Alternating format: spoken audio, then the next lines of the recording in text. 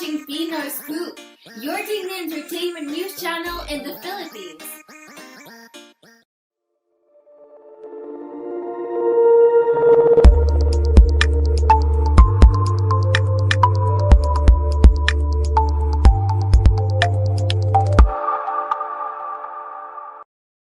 Pasensya na po at hindi mabuo ang kaligayahan na napakaraming Pilipino ukol po sa inyong pagiging Vice President. Ito po sa tingin ko ay dahil sa dalawang dahilan. Una, ang kredibilidad ng eleksyon ay patuloy na nakwestiyon araw-araw. Meron po mga sumusulpot na ebidensya, inihahain ng napakaraming tao. Pinangungunahan na ni Congressman Glenn Chong na ang daming daladalang mga dokumento at ebidensya.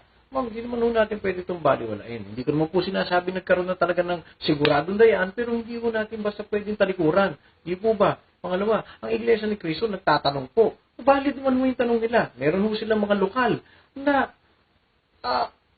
nasasabihin na ito po ang susuportahan. Imposible naman po mga zero votes yun. Huwag yun naman po sana sagutin ng may sarcasm na tanungin mo sa INC kung nasa napunta ang boto. Hindi po mo nakakatulong eh. Pangatlo, ang dami pong PCOS machines na kung saan-saan nakita. Na alam niyo naman po kung ano kakayanan ng PCOS machine na bumabato ito ng numero ng boto sa central. Di po ba?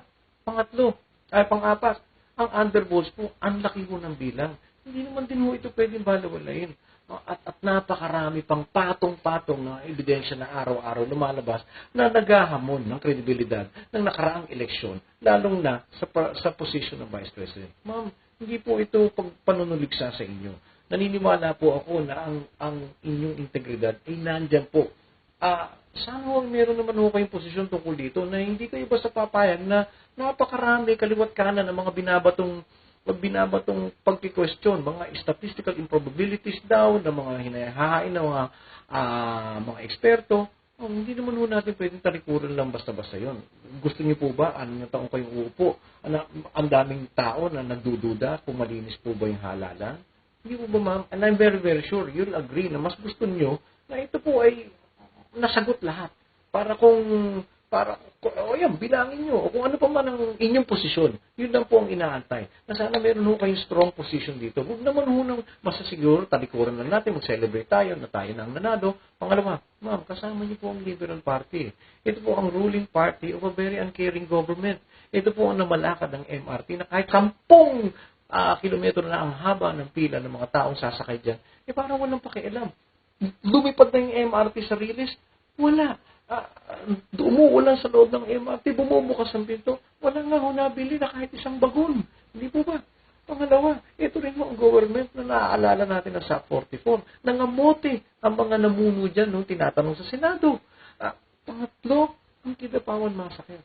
Ang mga magsasaka na gutom humihingi ng bigas.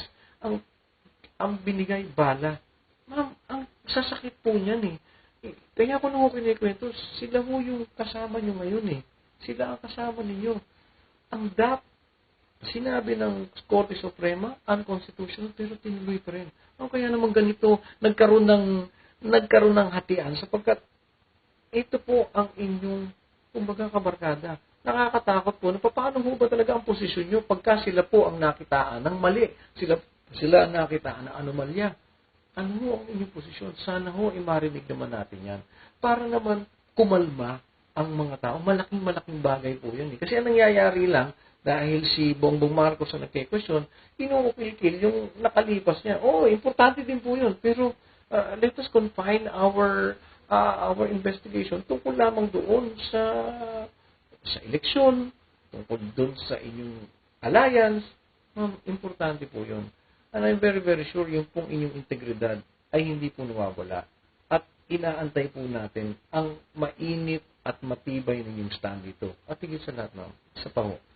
Huwag na ho kayo magdilaw. Kasi ang hango ho yan sa tayo, yellow ribbon round the old tree. Ang layo ho sa kasaysayan natin yan eh. Wala ho yan sa puso natin talaga eh. Bagamat 1986 revolution, yan po ang kinunta ng bayan.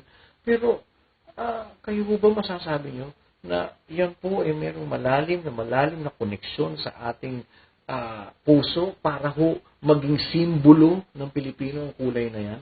At yellow race, Chinese po yan, ma'am eh. Kayo manggi tayo. Ma'am, again, I'd like to state that gusto ko naming makita yung Leni Robredo na natagpuan natin bago ho nagkaroon ng eleksyon. Yung minahal ng tao dahil nakita namin kayo ay nagbubuhos, napakasimple at matapang.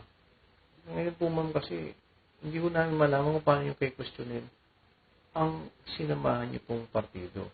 Sana po bigyan niyo po kami ng matibay at matinding statement ukol dito para ho makapag-celebrate tayo, makapag-move on at masabi namin na talagang kayo po ay kaparte ng pagbabago. Para yung mga plan B, plan C, plan D, wala na ho sa isip ng tao. Ma'am, I wish you more power and sana po more wisdom para po malaman niyo lagi kung ano po ang sasabihin at gagawin sa inyo pong tatahaking landas. Maraming salamat po. Thank you for watching today's entertainment news here at Pinoy Scoop. Please don't forget to subscribe.